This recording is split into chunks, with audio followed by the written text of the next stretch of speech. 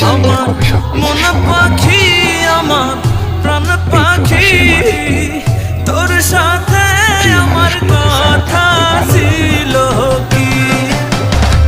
আমার কিন্তু কি